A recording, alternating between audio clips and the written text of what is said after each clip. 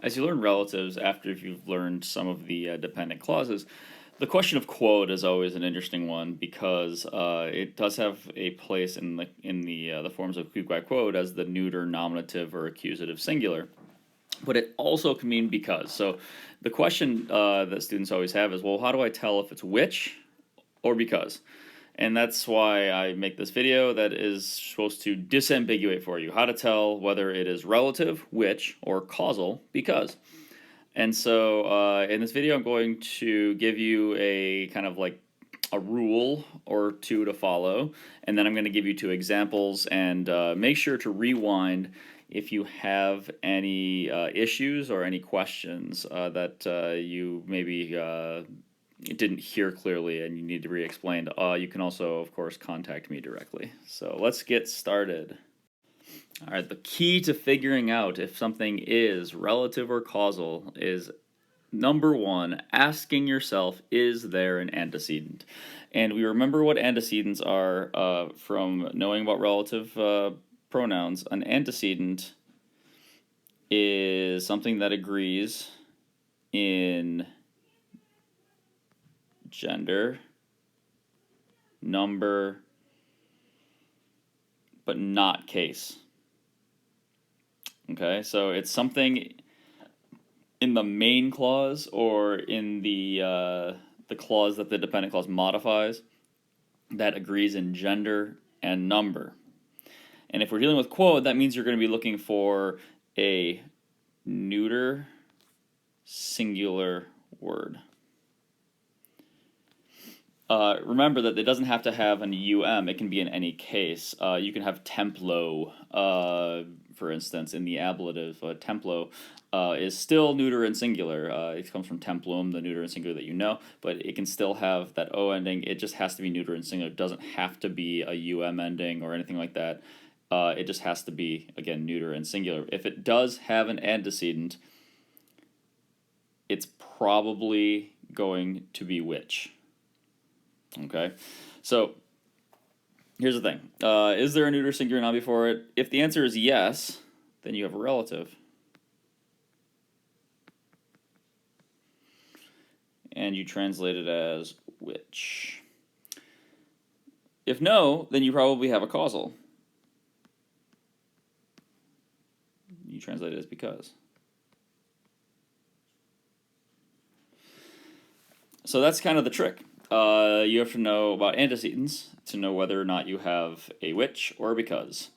We can look at two examples now, because this concept is not overly difficult in theory, so we'll see if we can see it within two sentences and make that decision. Our first sentence, templum deorum in terra pulchra, quod Romani fecerat, nautai videva. Here I'm just going to bracket our clause here. I encourage you always to read linearly, but since it's commaed off, and for the sake of time, I'm going to do that bracketing for you. And as expected, we're going to have quod at the beginning of each dependent clause in these sentences, so that we can decide whether or not it is a relative or a causal. So we see templum. As I mentioned in the previous slide, templum is neuter, it is singular, and here it is either accusative or nominative. Deorum is genitive plural. In terra pulchra is a preposition with an ablative, if you want to imagine these little macrona over the A's. Then you get your quod, and you're saying, okay, so do I have a neuter antecedent? Well, templum is neuter, it is singular. It doesn't matter that it's accusative or nominative. All you need is that neuter and singular. So you say, check, I have an antecedent.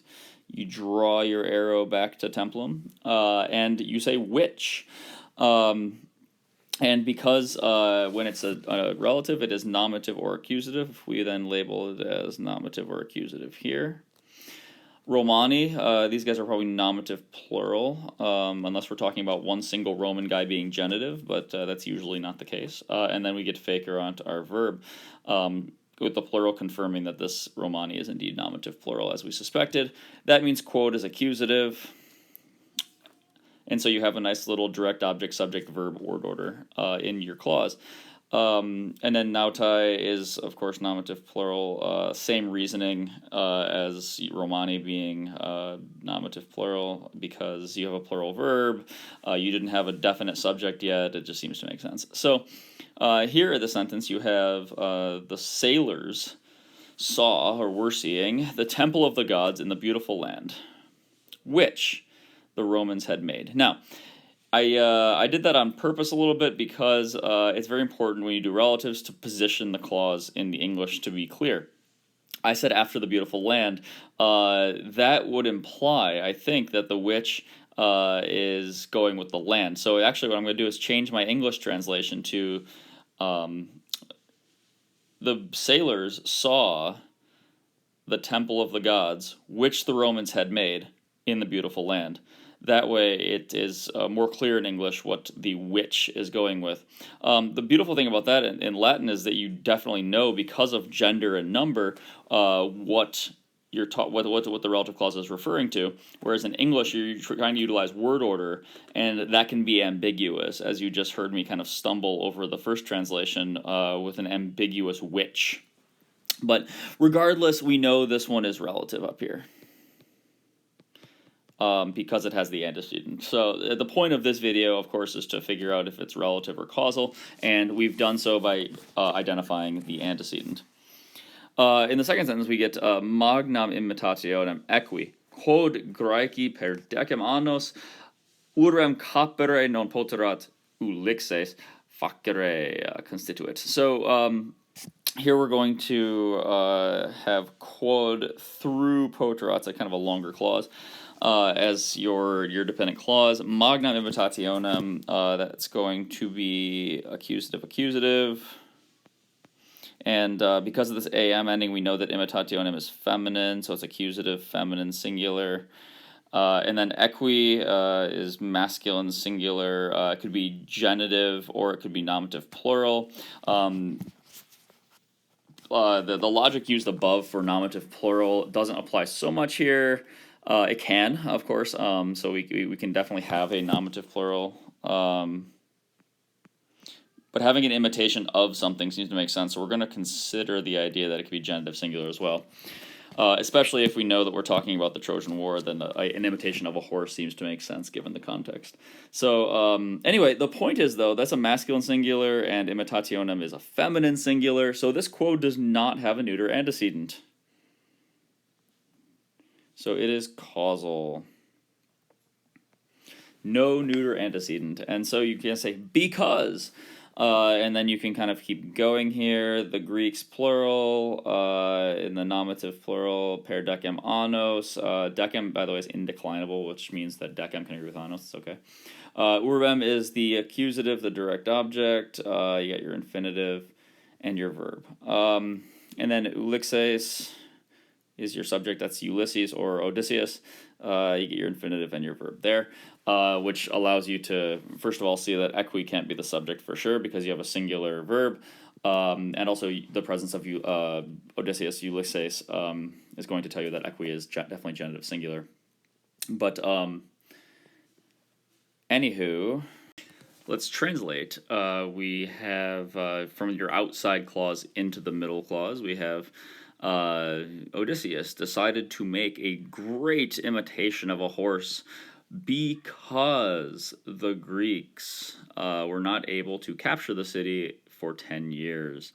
And here you can hear the because in there. We have nothing for quote to agree with, and therefore it is because. You'll note one more thing that I was going to mention on the next slide, but with the first sentence, you'll notice a quod actually has a case and a role in its own clause. It is the accusative and therefore the direct object. When it's relative, it'll have a role in its clause, which is kind of neat. Whereas in the second sentence, you'll see quod is simply because, and then you have a subject, a direct object, a verb other than quod. And so that's another hint you can use. So really there's two hints. You can do the antecedent thing, or you can just see if it has a role in its own clause. That's it's kind of especially important next year when you start getting to noun relative clauses, which would be like it, which.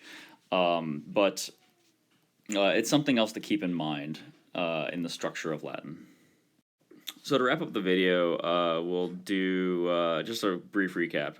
You first have to ask yourself if quod has an antecedent. If it does, then you're going to have a relative clause. If it does not, you're going to have a causal clause.